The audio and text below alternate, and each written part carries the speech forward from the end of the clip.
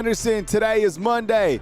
It is October 20th. Another game week, another SEC game, another opportunity to get better. Let me hear you one time inside the comment box. Can I get a roll tide? Welcome to today's Monday show. It is October 20th. I appreciate y'all kicking me right here on Bama Football on YouTube, live every single day, Monday, Tuesday, Wednesday, Thursday, Friday, 10 a.m., or as major news happens. We also got a Facebook page, so check it out. And during the games, we got a watch along. So I appreciate y'all kicking at me during the watch-alongs and just being here to celebrate Alabama football. It's been amazing, the run that Alabama is currently on. But I caution you from the rat poison, right? And this is kind of a rat poison week. And I think every single week is a rat poison week because now people are starting to say, wow, Alabama, here they come. This is Alabama, this and that. Yeah, it's a one-game season. And Coach Kalen DeBoer has done an amazing job having these guys retain the right psychological position to be able to block out that rat poison and go 4-0 against 4 top 25 teams from SEC play. I get it. We'll go over the rankings today. We'll kind of go around the horn on all of the topics that surround Alabama football as well as college football. But I think that, you know, one thing's impressive to me is you're only getting better or worse. And I think if I put a poll right now and I was like, is this team getting better weekly? Yes or no? You would say yes. And I think if you have a microscope and you're looking at a lot of different elements about Alabama, you have questions. And was the game against Tennessee, was it perfect? No, it wasn't perfect. But overall, you're winning games and you're getting better. And I do like the fact that I want to press on this. You know, the main thing that I've been talking about is time of possession, right? I'll give that a break this week, okay? Time of possession, I'll give that a break. Still important, right? And still a major factor to why Alabama's going to win a lot of games, and that's a secret sauce to the recipe. But I'm going to tell you this, okay? This is the thing that I want to harp on this week, okay? The depth. Alabama's depth is ridiculous. And in this world of college football, the teams that are going to be able to sustain in a 16, 17 game season, it's like the NFL, are the teams that have not just a couple good guys, but quality depth across the entire horn, right? Because look, Alabama is one of the programs that they can survive minus a guy or two, all right? And I think it is so important to think about that. I mean, the rest of the world, Texas Tech, for example, Texas Tech, who was ranked number 7, they lost their defensive tackle, and they're a completely different team. Well, yeah, we played without the defensive tackle for a while, and we're still able to win games, right? You play without your whoop position player. You're able to, you know, welcome Jans and Pierre. Actually, he's number 3 on the team, right? So, man, I think when you look to the depth flex of Alabama, you certainly see it across the entire board. Now, there are a couple players on this team that I feel are irreplaceable right now. I mean, you take away a Ty Simpson, and I get it. I'm not talking anything negative about the other quarterbacks. It's just the performance of him is such at a high level. You take away a player like Journey Bernard, I think it's a different team, right? So there's a couple guys that I feel are, you know, irreplaceable, but I think for the majority, you have so much depth that this team could absolutely continue to roll no matter, you know, how far they go. So with that said, welcome to today's show. I really appreciate y'all being here. Thank you so much. Let's give some AM shout outs to see who's kicking it with us inside the comment box. And let's start off way up at the top. We go Max Tooney. Max Tooney, thank you very much for being here. I really appreciate it. Young C, always checking in on our videos. We have Amanda Jane. Amanda Jane, thank you so much. We got Mindy, Miss Careless. I know you're happy out there living in Tennessee, right? Derek Spencer, good morning to you as well. We got KTK, good morning. I appreciate you. We got Jermaine King, welcome to the show. We got Tonette, turn up. We got Army 3275. How you feeling, Army? You feeling good, man? I hope you're doing well, bro. We got Shelly. Shelly, good morning. I really appreciate you as well coming to us this morning. Let's see who else we got. We got a great crew as usual right here on Bama Football on YouTube. We have Bruce Williams checking in. We have Broderick. What's up, Broderick? How you feeling, man? You sleep good this weekend? We got Brock RTR up inside the comment box. These are all my morning risers. We got Robert Bradley Jr. We got Miss Anita Waters. We got Big Chevy 205 up in the house. We got Andy coming to us from Denver, Colorado. You see the, man, that was a crazy game, right? Denver and New York. Did you watch that game, Andy? Man, that was wild. We have Kaylin Childress. What's up, Kaylin? We got Chris from New Jersey up in Montclair saying what's up. Good to see you, bro. We got Marcus up in St. Pete's. Good to see you, Marcus. This week I hope to take your call, man. Last week I don't know what happened. Julio Garcia, man. I used to have a really good friend Julio Garcia when I was growing up in Santa Fe. We got Toast. What's up, dog? He says that his score prediction was really close. We have Mark still coming off that smoking the cigars. I got you, man. We got Ron Summers. Remember 2010. What's up, man? Appreciate you being here. Sarah Kane. We got Chad Kennedy. What's up, Chad? Good to see you, bro. We got Paul Bryan. He says, breaking news. Hugh Freeze has been hired as Auburn's golf coach. Pete Jones, good morning to you as well. And with that said, I appreciate all of you. If I didn't say what's up to you, know that it means a lot that you guys are here right here on Bama Football on YouTube. If you guys want to become a fan funder of Bama Football on YouTube, it's really easy to do on your mobile phone. Hit the join button. There's a lot of different tiers. Your help really helps me as a content creator right here on Bama Football on YouTube, and I sincerely appreciate your consideration. So thank you so much to those that have recently joined and that continue to be a fan funder of Bama Football on YouTube. Coming up for this weekend's game as Alabama heads to South Carolina in Columbia. By the way, you know what? I have to say, out of all the state, I love living in the Southeast, and it's been amazing to kind of get to explore a lot of the, different states. And I do have to say, one of the states that I really like is South Carolina. Has anybody ever been to Fripp Island? Fripp Island, right? It's right between Hilton Head and Charleston. So I went there not too long ago, and I thought it was beautiful. And I thought Hilton Head is really nice. And I really like Charleston as well. I've been to Charleston one time, and I hope to get out there again. Such a beautiful area, really good food. And I don't know, I really like South Carolina. I have not been to Columbia before. So just, a little love out to South Carolina. I also like Savannah. I know it's in Georgia, but I did go to Savannah. I thought it was really beautiful. As we look at the weekend weather, which is brought to you by North Alabama Storm Chase, the tailgate, beautiful, 65 degrees for that 2:30 kickoff in Columbia. For the game time kick, it'll be 70 degrees. And for the fourth quarter, you got 70. Wow, what a fantastic weekend of football. This is going to be beautiful, right? It was cold. Cold for me, I guess, living in Tuscaloosa. I have to say, this morning was probably like 45 or something like that here. I went for a morning walk, and it was like 50 degrees. Okay, so somebody's been to Fripp Island. All right, yeah.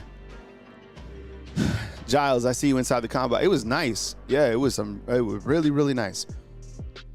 And I think I stayed at Beaufort. So I stayed at Beaufort, and then I drove into Fripp Island. I think that's how it worked. Yo, check this out. I love this graphic by Alabama Storm Chase. He created this. So he sends me the graphics in the morning. Just a couple graphics, right? Which I really appreciate. And look, the black hoodie of death. We're starting to rack up a whole graveyard over here. You got Wisconsin. You got Georgia. You got Vanderbilt, Missouri. These are all programs that face the black hoodie. Missouri, Tennessee. Will it be South Carolina? Will it be LSU? So we're cooking up a graveyard as we get to Halloween. The black hoodie of death. I love this. North Alabama. Nice work on that. That's hilarious. Coach Kalen DeBoer, after the game as well, he said, look, I asked the guys not to get, ash on it. And he's like, I've been wearing this hoodie for a long time.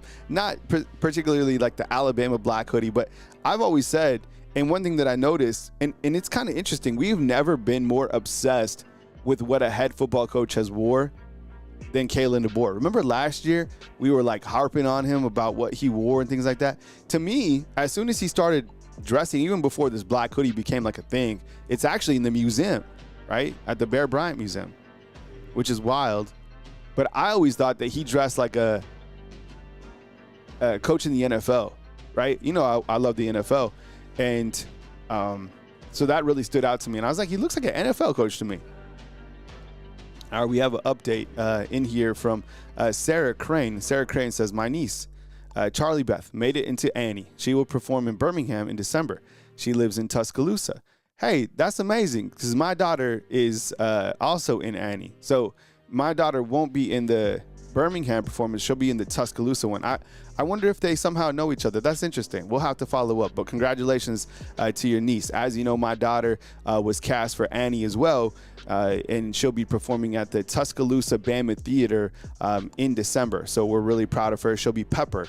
This summer she was Annie in a summer camp, but she's really theatrical, and we're really proud of her and her endeavors to be an actress and It's really amazing there was like almost 200 kids that tried out, and she was able to land Pepper. It really came down to Pepper or Annie, and they gave her Pepper. So just a little shout out for a proud dad.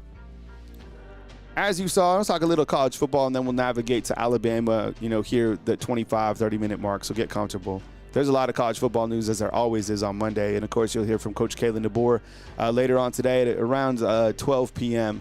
And then, we'll bring those sound bites, this and that. And I might even play a little sound bite from Coach Kalen DeBoer following Tennessee, here at the back end of the program. But did you all see this? So Billy Napier, and we've started kind of the coaching carousel, right? That has began in college football. And you have James Franklin, who was recently let go by Penn State. And I have no idea where James Franklin is going to go, but I think he has made it clear that he wants to continue to coach in college football. So he said, look, I'm going to go somewhere else and win a college football championship. He said, I don't play golf. This is a big part of my life. And, James Franklin will be somewhere else. I have no idea where he will be. There's coaches that are getting let go. This is kind of that time of year, right? So Billy Napier, a former assistant here of Coach Saban here in Tuscaloosa, he's been the head football coach at Florida for a few years now, and he's 3-12 versus rivals and 0-14 on the road against top 25 teams, which certainly stands out. So they were able to, buy out his contract, and Billy Napier, this was kind of expected for a couple weeks now, but he gets fired. And I think, you look at Billy Napier and you kind of look at Florida as a program. And when I started, covering Alabama football, that was kind of, during the time when Dan Mullen was running things at Florida.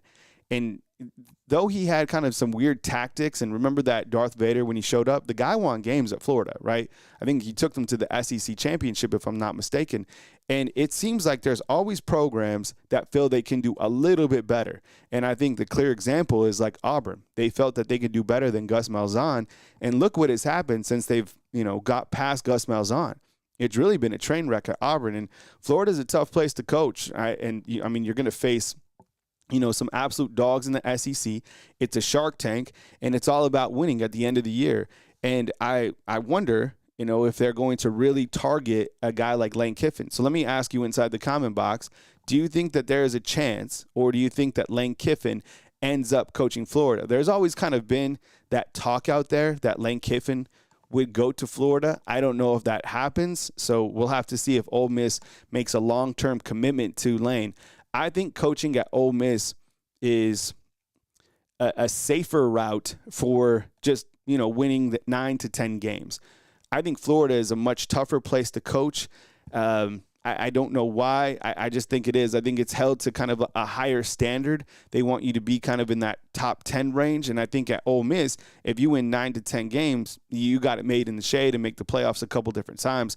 Plus Florida, you share it with Florida State, Miami, bigger state, all that stuff, right? So I don't know if Lane Kiffin really takes a job like that. And the other thing that we have to remember, too, about Lane Kiffin, and I said this, I think I said this on yesterday's show, it's hard for us in this ecosystem of Alabama to say anything negative about Lane Kiffin because he is the son of Coach Saban, right? Like not, biologically, but he acts like Saban.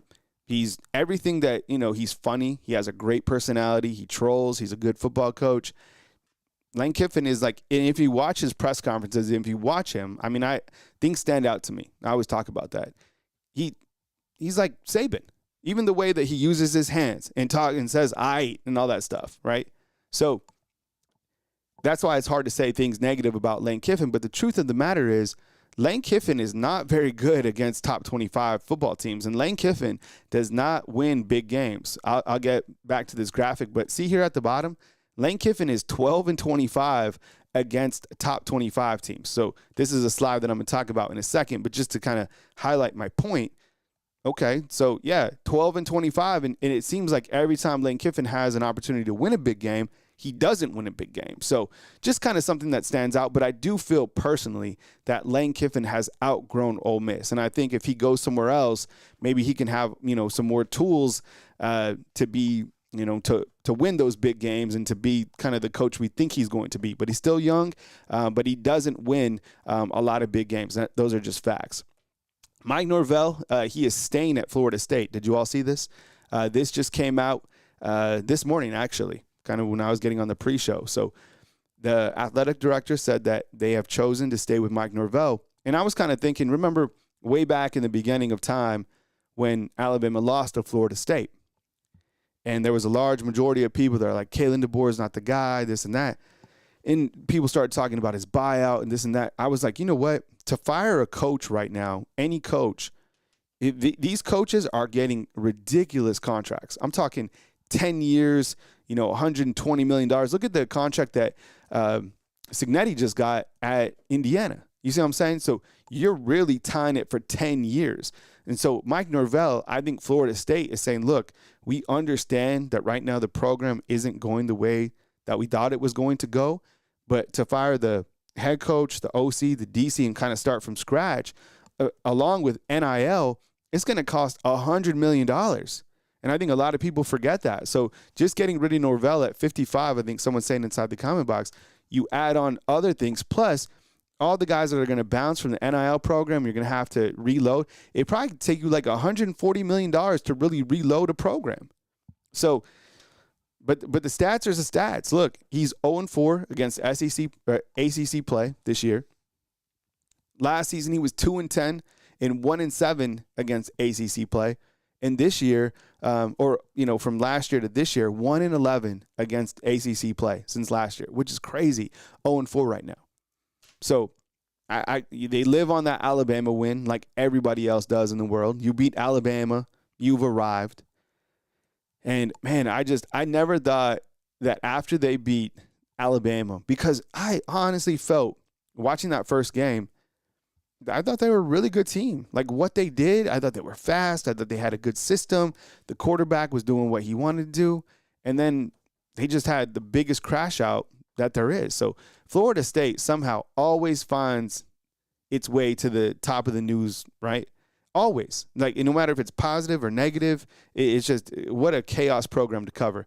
Marcus in St. Pete's with the $10 super chat, and he says this, Kyle, Kiffin should definitely go to Florida. Think about this. Kiffin has Ole Miss ranked inside the top 10, and no one is talking about it. Kiffin has reached the ceiling at Ole Miss. Florida is a bigger brand. Yeah, for sure. Yeah, and like you, I do feel that Florida is a much bigger brand than Ole Miss, and there's probably more money, I guess. I mean, it seems like Ole Miss has endless funds. I mean, look what they're able to do in the transfer portal yearly, right? They kind of have like a bucket of gold somewhere.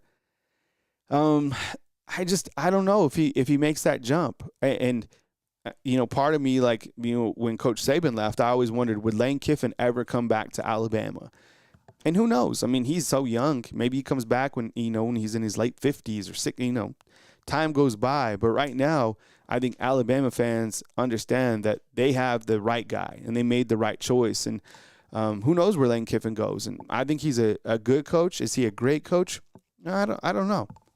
But I'll tell you what, the numbers right here, they don't lie. And when you look to records versus top 25, Coach Kalen DeBoer's numbers are crazy. And by the way, thank you so much, Marcus, for the super chat, bro. I hope to talk to you this week on the phone. This is amazing. Record versus top 25, right? I just threw up, these aren't like all the coaches clearly, but I put up some notable coaches. I spent a little bit of time, didn't take me long just to come up with the numbers. These should all be updated for actual today, right? And you see Coach Kalen, like that number is crazy. And I think sometimes when I show it, even myself, I'm like, yeah, well, that's what you're supposed. No, like, this is wild. There is no one else in college football that's doing like these type of numbers. Now, it all comes down to winning a natty, right? And you got to be able to win a natty because that stacks up. It's more important than top 25 teams. But Coach Kalen DeBoer is also 6-1 against top 10, right? He lost in the national championship against Michigan when he was the head football coach at Washington. But what numbers stand out to you over here? And let's see what Crimson Dreams has to say inside the comment box. Crimson Dreams says this: I live in Mississippi, and no one isn't complaining about Lane Kiffin right now. He's in a safe spot with a good paycheck. I doubt he leaves. 100%. And thanks for the comments. Yeah, I mean, look, how many games do you really have to win at Ole Miss? You make the playoffs at Ole Miss, bam, contract extension. You make the Final Four, contract extension. What he's doing right now is enough at Ole Miss. I think at Florida, The stakes are much higher, and it's a much more, scrutinized job than Ole Miss. You kind of almost, it's the weirdest thing. Like Ole Miss, remember, even when they were in the top 5, national media, ESPN, nothing. Because Ole Miss doesn't move the needle, right? At Florida, you're going to be on the front page. Now, nothing drives the needle, of course, like Alabama football. But Ole Miss, even when they're in the top 5, nobody was talking about him. I felt like I had to remind people that they were even in the top 5. Is there a record against the top 25 that stands out? Clearly, Coach Kalen DeBoer's numbers are ridiculous. Kirby Smart, nearly 40 games against top 25. Ryan Day, very impressive. Dabo, 40 wins, right? He's played a lot. He's coached a long time, clearly. That's a pretty good record, I guess. Those are kind of, the losses are kind of stacking up. Dan Lanning hasn't played a wide volume, but he's right there, just above 500. Steve Sarkisian, that's kind of interesting to me, right? 22 and 34. That's a little bit. I think Steve Sarkisian and Lane Kiffin probably stand out to me a little bit from this little chart right here. I don't know. Just something in terms of record versus top 25.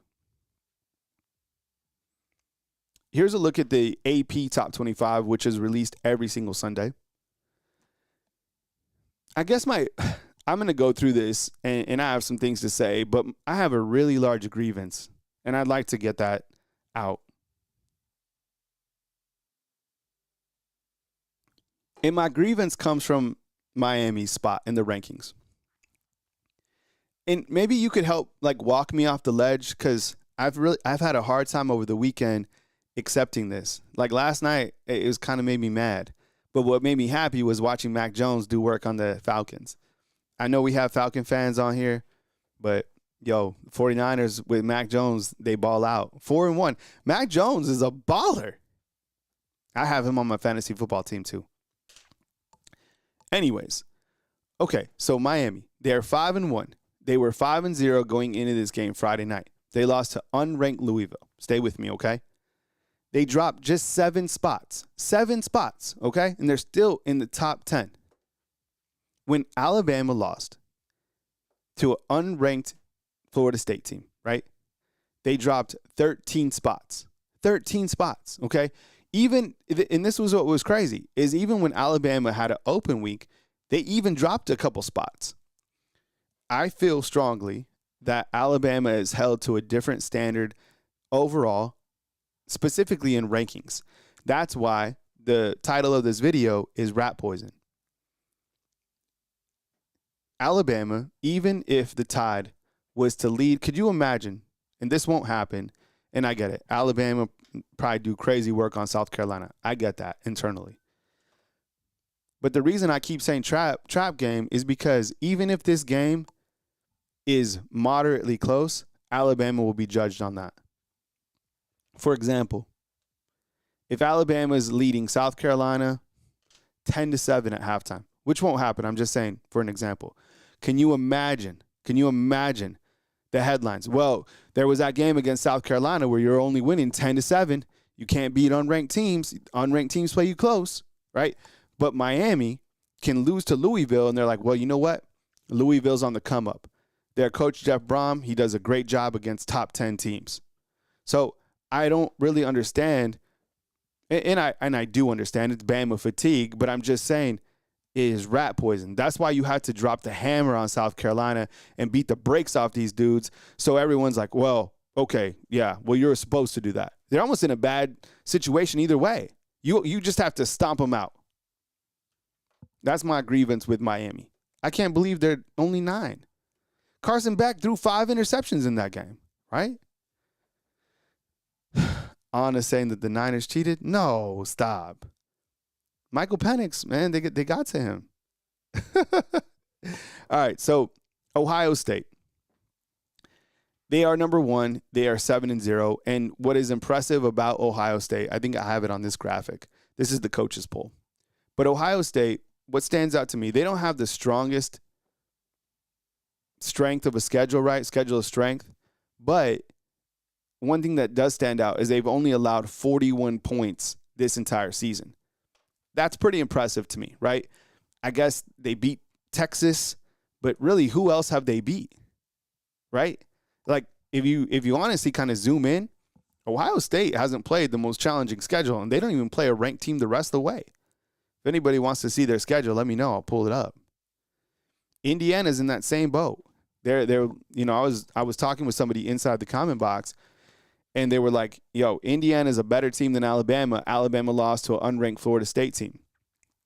Of course, everybody knows that Alabama lost to an unranked Florida State team, but look at the quality of work. And I would argue to say, and I know this is an Alabama channel, but let me ask you this inside the comment box, just as a college football fan, what is a more impressive win?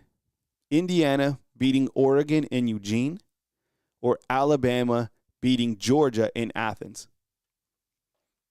Doesn't it seem like Alabama beating Georgia in Athens when they're riding the 33-game home stretch, like that seems like a more impressive win? Am I wrong? It feels like that is a more impressive win. Plus, I'll stack on 3 other wins against top 25. So Indiana beat the brakes off of Illinois. Come on. Illinois shouldn't even be ranked in the top 25. I watched them a couple times. I wasn't impressed at all. Now, their quarterback made good throws. Fernando Mendoza, he's great. 21 touchdowns, 2 interceptions. Okay? Ty Simpson, 18 touchdowns, 1 interception. Julian Sain, he's balling out too. 21 touchdowns, 2 interceptions, or 3 interceptions. So, look, those 2 teams, and I get it, and I fully understand that the Big Ten has won the last 2 national titles, and they've been really good football teams. But I think collectively their body of work isn't as strong as Alabama's. And I have a new grievance too, and it's with Texas A&M. Look, Texas A&M, I think Mike Elko has done a great job. He's in Coach Kalen DeBoer's shoes in terms of being a second-year coach.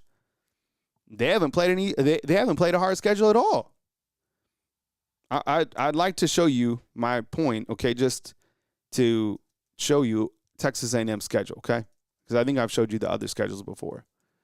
But I'm about to show you Texas A&M's football schedule. And you tell me what is harder in terms of the football schedule between Alabama and Texas A&M. Let me get it on the screen real quick. So Texas A&M football schedule. I started thinking about it. I was like, okay, yeah, the Aggies are doing pretty good, but like, who have they beat? You know what I'm saying? What have they done? And as we look to the board at Texas A&M's schedule, is this a more challenging schedule than Alabama's? Just be honest with me. Yes or no? They beat Texas San Antonio. They beat Utah State. They went to South Bend and they beat Notre Dame by 1. They beat Auburn by 6. I mean, I'm kind of having a hard time now understanding why Texas A&M is ranked higher than Alabama. You know what I'm saying? It's interesting to I would like to kind of understand that. I don't know what the difference is, and I kind of feel like Alabama, in terms of their 4 consecutive wins over Alabama, that's kind of being overlooked a little bit. But, I mean, it really doesn't matter at the end of the day. I mean, you know, I think there's a strong majority of people that just feel rankings don't matter, and they really don't. The AP doesn't matter. The coaches poll doesn't matter. But the college football rankings does matter. And I think these give us a snapshot of how people are viewing things. And Texas A&M, somehow, they have a better honestly, I think Alabama has a better resume than all these teams. And that's just not being fancy because I covered the team. It's just, that's the truth. Georgia's right there. You know, the thing about Georgia, this team, I would wager to say that Georgia and Alabama meet again in the ACC championship game, or the SEC championship game. Because, look, Coach Saban said this at the back end of the season, don't be surprised if Georgia gets there. The Georgia Bulldogs, man, they make such great second half adjustments, right? They were down 17. They scored 17 in the fourth quarter, something like that against Ole Miss, right? You can never write those guys out. They did the same thing against Tennessee. So this is a second half football team, and honestly, they played Alabama really well in that second half. They limited Ty. If you go back and really kind of watch that second half of Alabama and Georgia, they did a great job against Ty. I think Ty just, continued to operate at a high level, but I mean, those are the facts. Oregon, okay, they're there. I don't know. Georgia Tech, look, this has been impressive what they're doing. I love their football coach. I would imagine that this is one of the teams from the ACC that's able to punch their way into the title. or into, the ACC title and then I guess the playoffs. They have a very favorable schedule, and they do play Georgia at the end, which will be a great game, right? Ole Miss, they lost. They go down 3 spots. Miami goes down 7 spots. You got Vanderbilt, who is new to the top 10. This team is sticky, and they play spirited football, and they will beat you. If you continue to overlook Vanderbilt, the best thing about Vanderbilt is they just have such a underdog mentality. They beat LSU. I knew that they were going to beat LSU, and I think a lot of fans inside the comment box knew that they were going to beat LSU. They delivered. They're a top 10 team. This isn't the old Vanderbilt from the past. Like, no, these guys are tough. And if Diego Pavia doesn't throw an interception against Alabama, who knows what the score is on that game. BYU, I'm not trusting it at all, right? 7-0. Not impressed with them. And I said this, during my reaction is like, BYU, would they beat Vanderbilt? Would they beat Missouri? Would they beat Tennessee? Would they beat Georgia? Would they beat South Florida? If you said no to all those, then BYU, I don't know what you're doing here, but it seems like every single year, or every single week, rather, it seems like they're trying to force like a Big 12 team into the top 10. It was Texas Tech. It was Arizona State, right? This time is BYU. Good team, but top 10, top 15, I don't even know if they're top 20, to be honest. Notre Dame, these guys are going to be there, but the worst thing that happened to Notre Dame was that Miami lost. So Miami has 2 wins against kind of bubble playoff teams, which are South Florida and Notre Dame. And Miami beat both of those teams, right? Oklahoma sitting at 13. It's kind of starting to seem like Oklahoma isn't as good as I thought they were going to be, but I don't want to put that out into existence because they do play Alabama and their quarterback should be much healthier by that standpoint.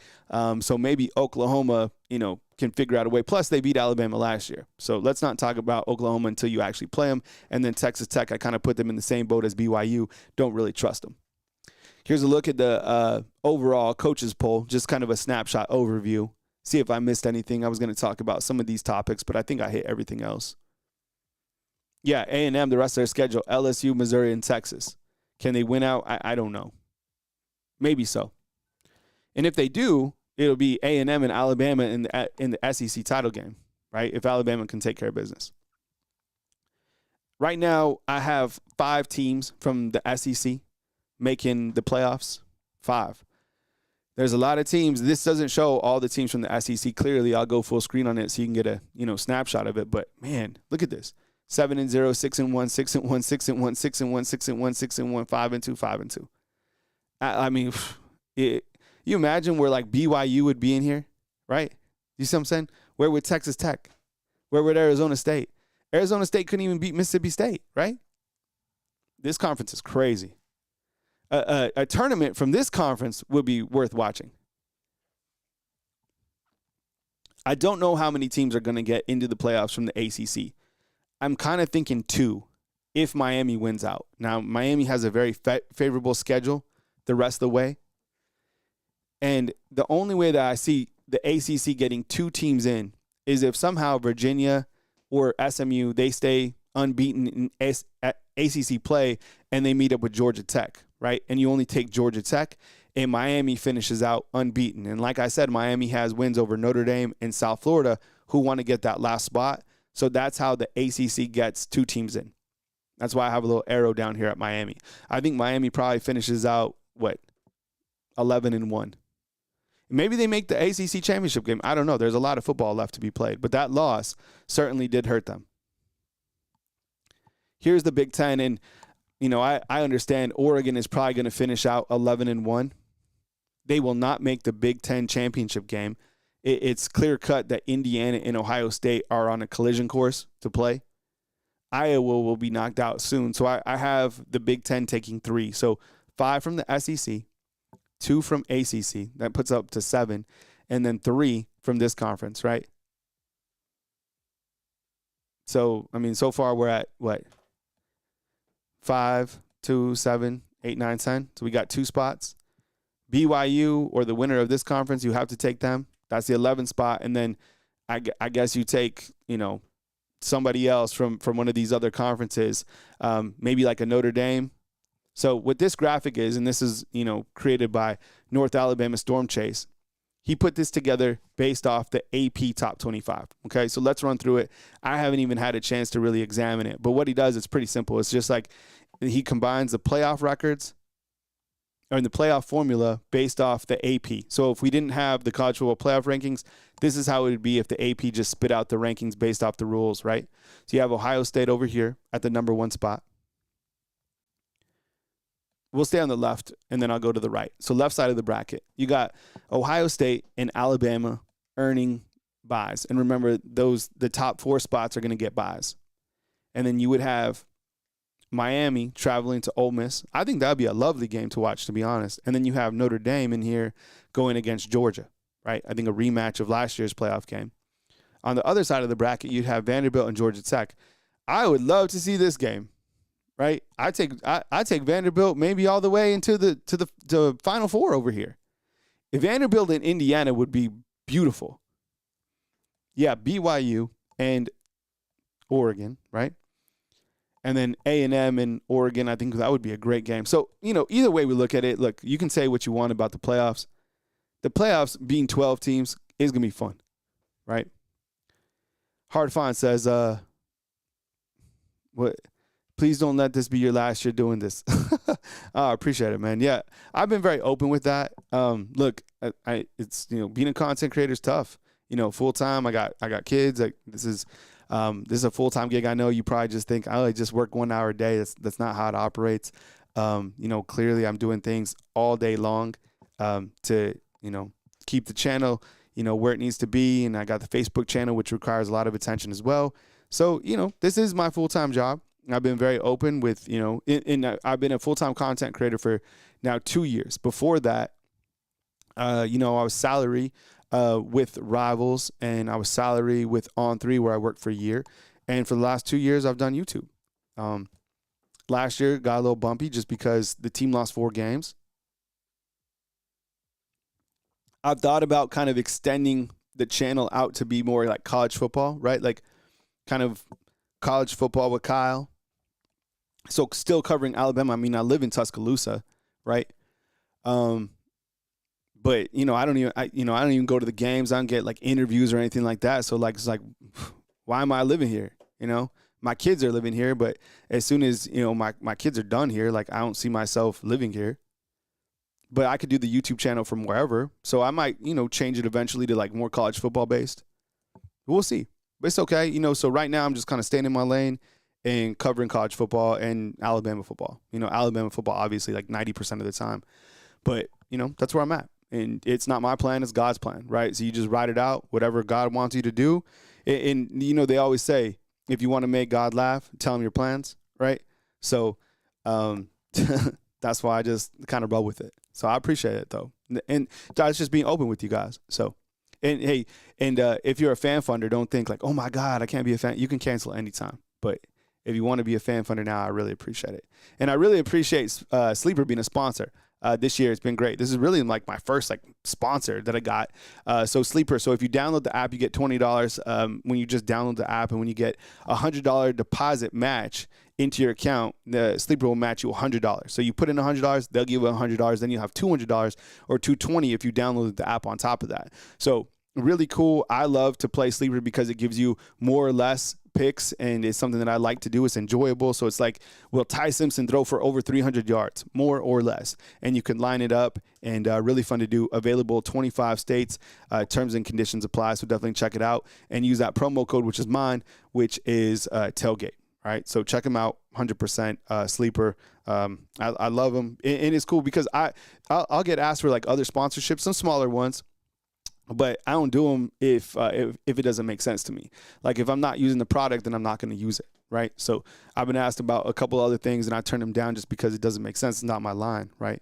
All right, so kind of turning the page to Alabama defeating Tennessee 37-20, and of course, Coach Kalen DeBoer will be up at the podium 12 p.m. today, and we'll see what he has to say following Tennessee. Kind of turning the page to South Carolina.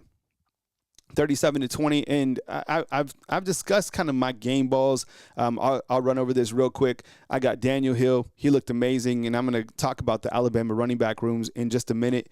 Ryan Williams found himself, that's what I continue to say. Do not sleep on Ryan. He is one game away from being the guy, and he always is the guy. I mean, so much playmaking ability, right? So glad to see Daniel Hill. I'm going to talk about him more in just a minute. Jeremy Bernard. There's a lot of people on this team. And look, this is just because of depth. If they don't play, the team is still going to be elite, okay? And we saw that.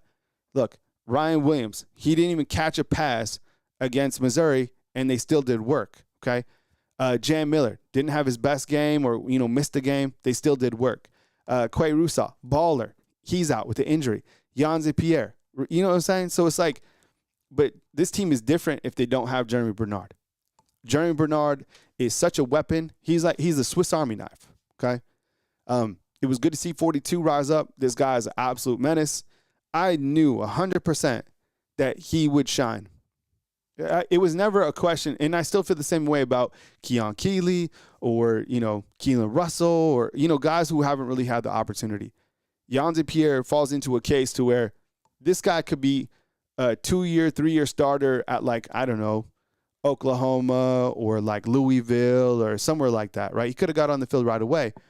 But for his personal brand and where he wants to go, he's been patient. He's going to get paid money, okay? Because people are able to now see him playing for the biggest brand in college football.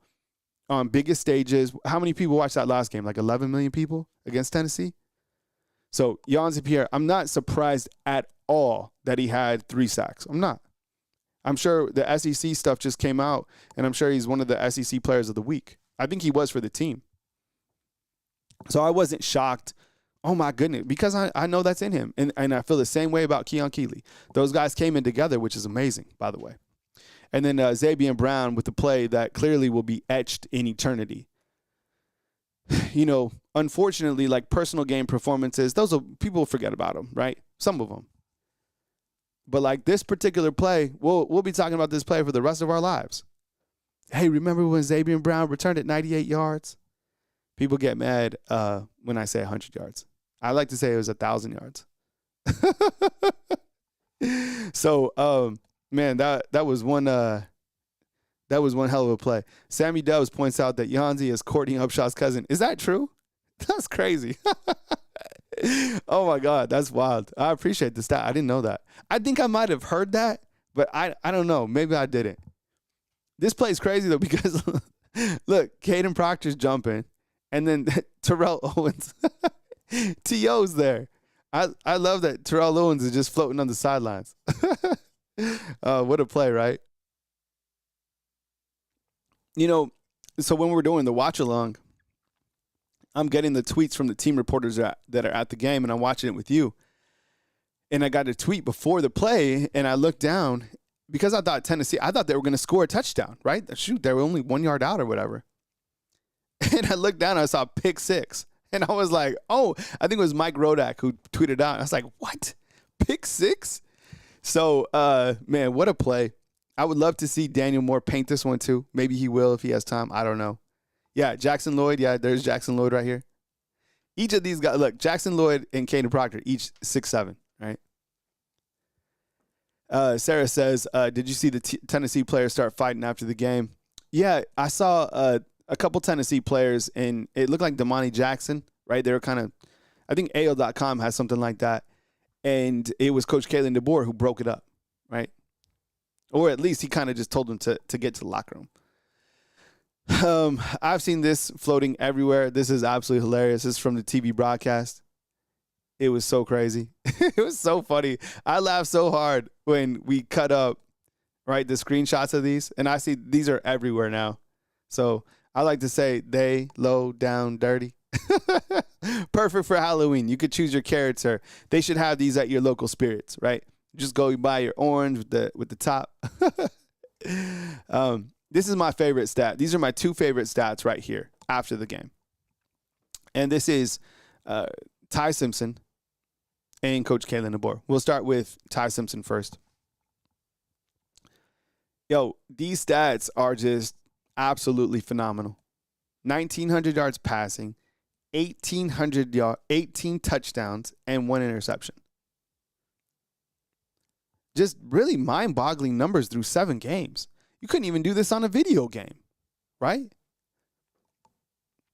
I asked the Facebook crew, and I've asked you from time to time, did you feel that Ty was going to be this good? I knew he was going to be good. I didn't know that he was going to be like him, like one of the best quarterbacks that we've had in some time.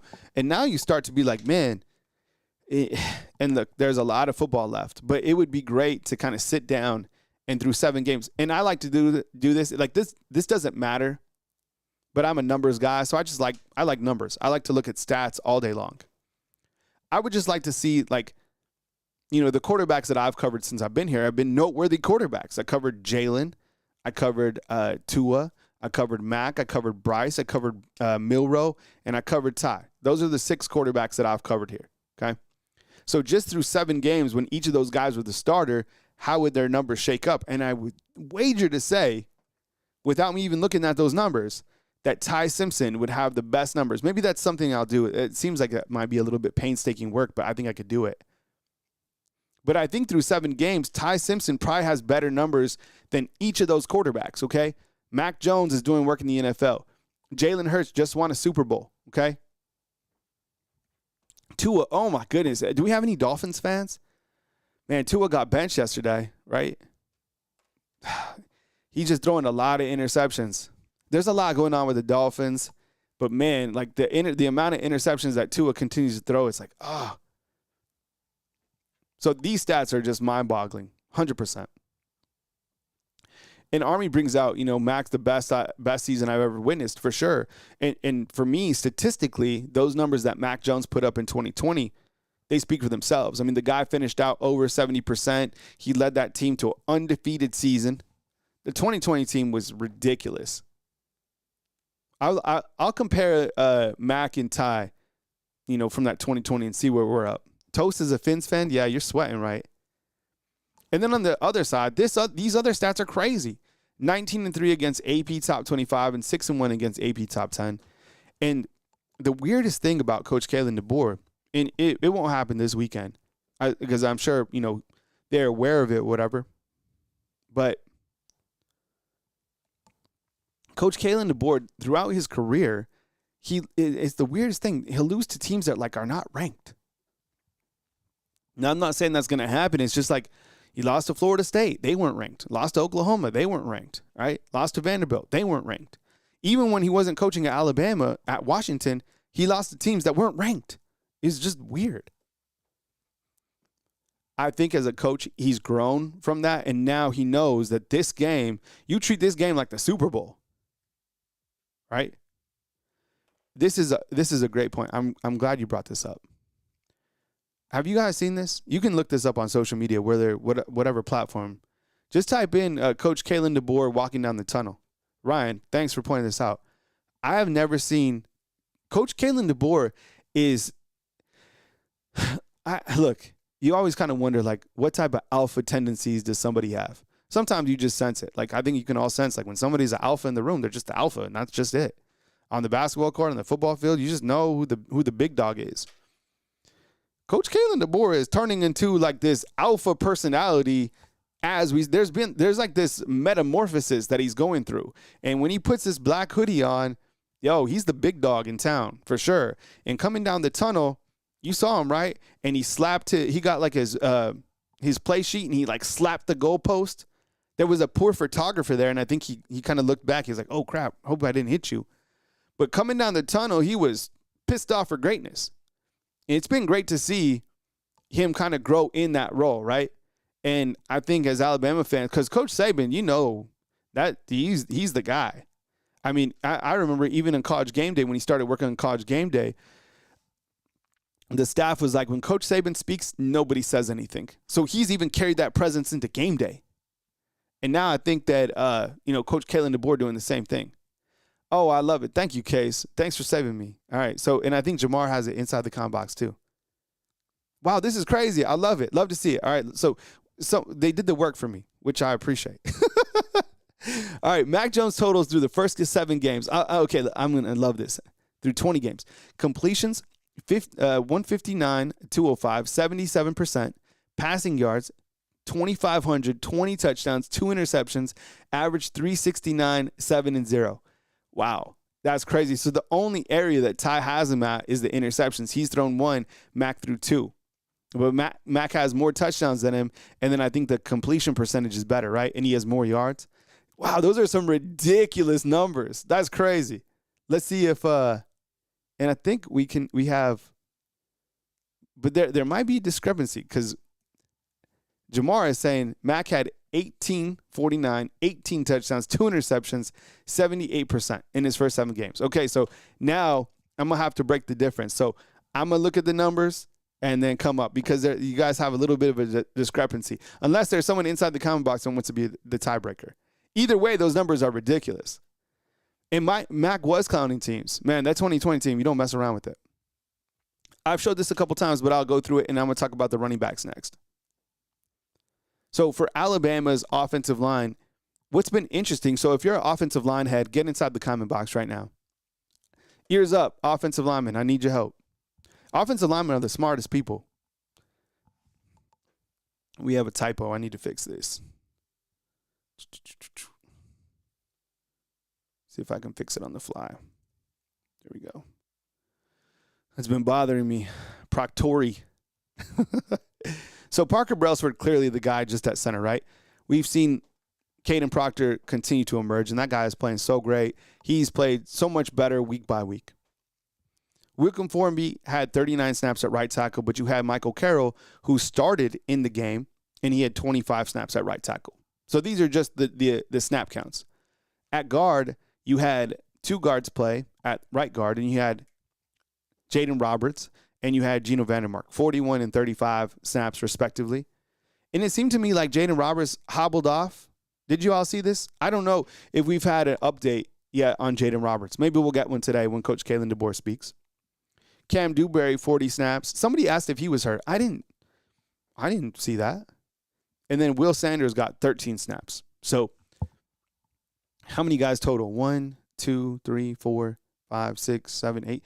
8 different offensive linemen played. That's interesting. Yeah, Max, I think that Jaden got hurt, but I think his mom, what did his mom say? His mom said something on X. I think she said it was his ankle.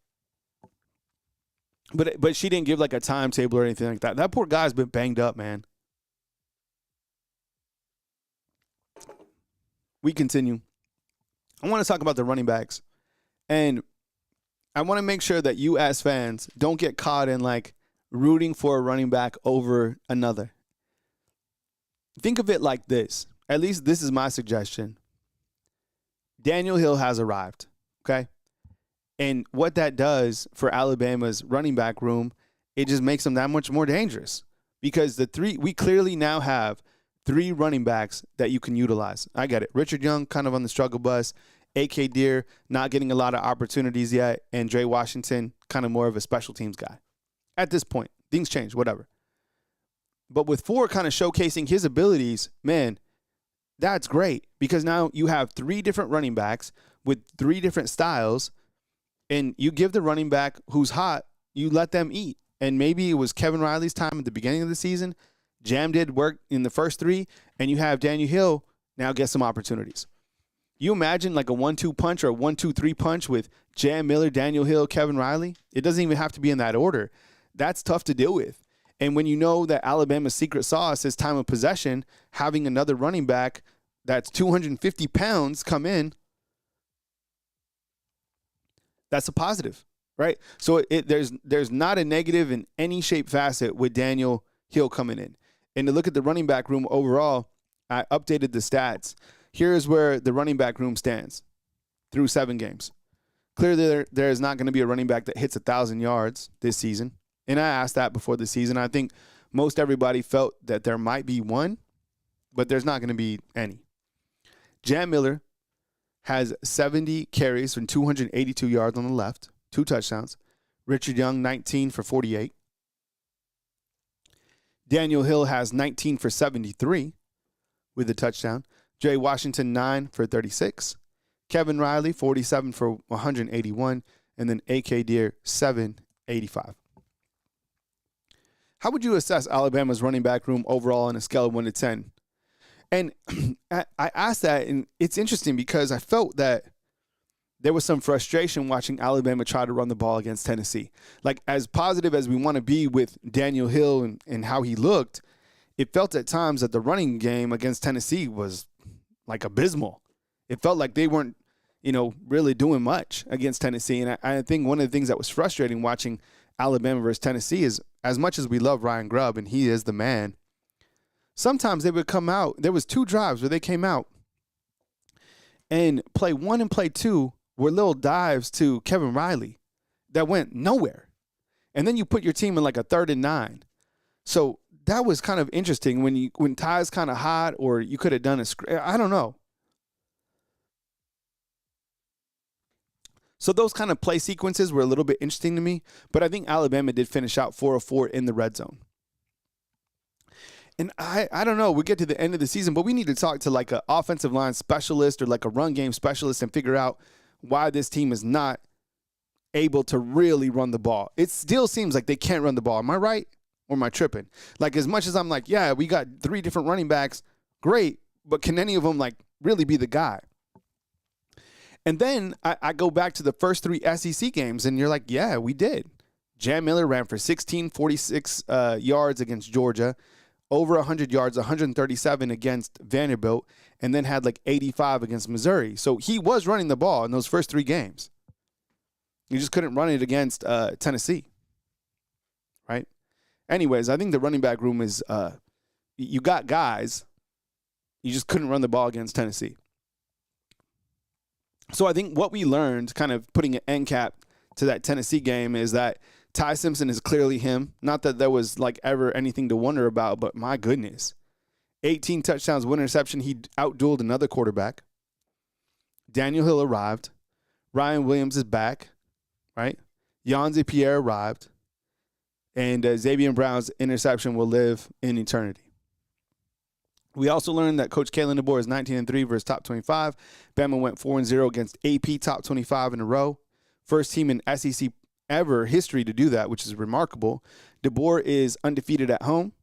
Bama now has won 16 games at home, right? Bama moved up to number 4. And they kind of have this bend but don't break mentality on defense. And there's 4 plays right now that have stood out to me. And they're kind of like sinking my mind. The first was the 4th down and 1 against Georgia, right? They bent, but they didn't break. They came up with a stop. The second was the interception against Vanderbilt, right, by Keon Sabb when Vanderbilt was driving. The third actually was a special teams play, but a defense by Draylon Washington when he stopped the punt, right? Bend but don't break. 4th down, head on a swivel. And then Tennessee's driving down to get some momentum, and Xavier Brown comes up with the interception. So you're starting to see the defense almost has like a bend but don't break mentality. Kind of looking at trends, that sound out to you? I mean, 4 different games, 4 different examples where the defense has come up with big plays, including a special teams one. Just something that certainly stands out to me. Once again, if you want to become a fan funder, just hit that join button. I really appreciate your guys' consideration in the super chats, clearly, right? Wade's World says, our run defense to me is much better. I can live with the gash runs all day long as we keep getting 3rd down stops and takeaways. And Tennessee's running back, he had that long run that was frustrating, right? He put everybody on skates. He put like Deontay Lawson on skates. He put Dejon Lee on skates, right? He put everybody. I appreciate the super chat though, man. Thank you so much. Early look at Alabama versus South Carolina in, this type of rat poison type game. Ty Simpson, we've discussed his stats. Interestingly enough, Lenore Sellers has only thrown 5 touchdowns this season. Their offense clearly on the struggle bus, right? I think this running back was the same running back from last year, if I'm not mistaken. He has 281 yards, and then you have Jacobs with 343. So, look, this is everything that you want kind of a rat poison game to be, and you can look at even these particular numbers. Alabama, according to ESPN Analytics, 82% chance to win this game.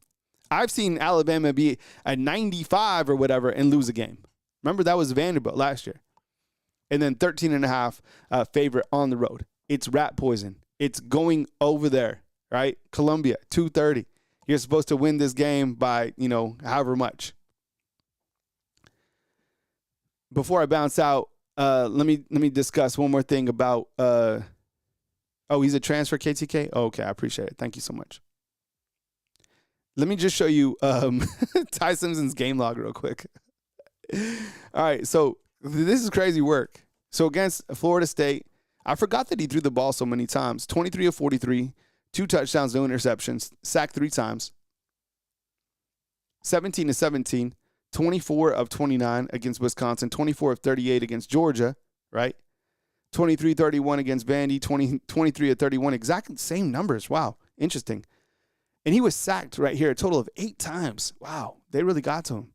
And then against Tennessee, 19 of 29, 253, 2 touchdowns, no interceptions. I think the thing that certainly stands out to me about Ty, and you kind of looked at his play overall, is the fact that, he doesn't turn the football over. And it doesn't seem like he throws many passes to where we're like, oh my goodness, like that was wild. That was almost, picked off or something like that, right? It wasn't like that at all. I mean, I think that he continues to do a really good job not making mistakes.